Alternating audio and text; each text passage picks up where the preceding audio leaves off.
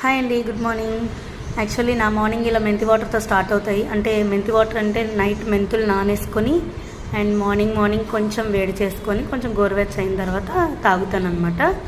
So అలా నా morning start అవుతుంది. అది కూడా యాక్చువల్గా డైలీ చేయాలనే అనుకుంటాను, బట్ సమ్ డేస్ అయితే స్కిప్ చేస్తాను.